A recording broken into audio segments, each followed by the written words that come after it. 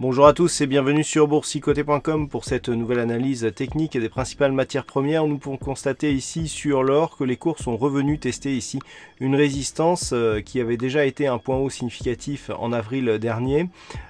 Ce contact fait suite à une dynamique relativement forte qui avait permis la rupture ici de cette zone intermédiaire et horizontale des 1262 $ l'once. En se rapprochant, nous pouvons constater que la dynamique ici était forte.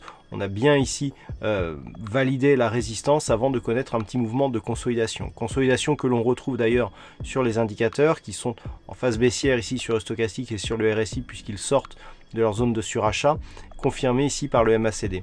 Donc tant que les cours ne cassent pas cette moyenne mobile 20 exponentielle, on est sur une dynamique très forte. On pourrait même revenir sur cette zone ici de précédent point haut qui se situe à 1272 $ l'once. Si les cours viennent sur ce niveau qui est actuellement quasiment le niveau de la moyenne mobile 50 arithmétique et repartent à la hausse, là aussi la rupture est possible pour atteindre la zone des 1303 $ l'once qui est toujours la résistance majeure, objectif depuis donc la rupture des 1262.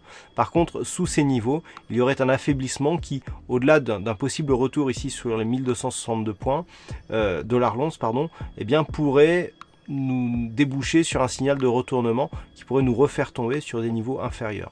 Donc dans un premier temps, on surveillera ici les 1285, puis éventuellement un retour sur cette zone ici des 1272, mais tant que l'on reste au-delà de ces niveaux, eh bien on est toujours dans une dynamique haussière.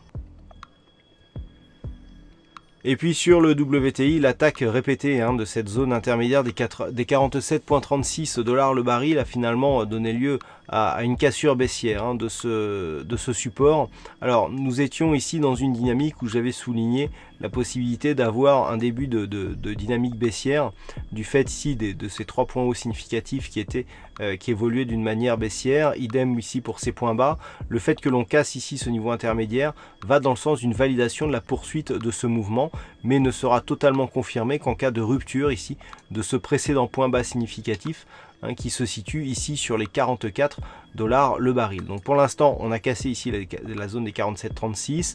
Après des contacts répétés sur la moyenne mobile 20 exponentielle, on a un nouveau contact ici assez fort sur la bande de Bollinger inférieure, ce qui après cette petite phase de temporisation valide une poursuite de cette dynamique. Donc nul doute ici que ce niveau des 44 devrait être testé prochainement, et s'il est cassé, le prochain objectif sera un possible retour ici sur le support des 43,20 $ le baril. Naturellement, ce scénario baissier serait invalidé en cas de retour au-delà des 47,36.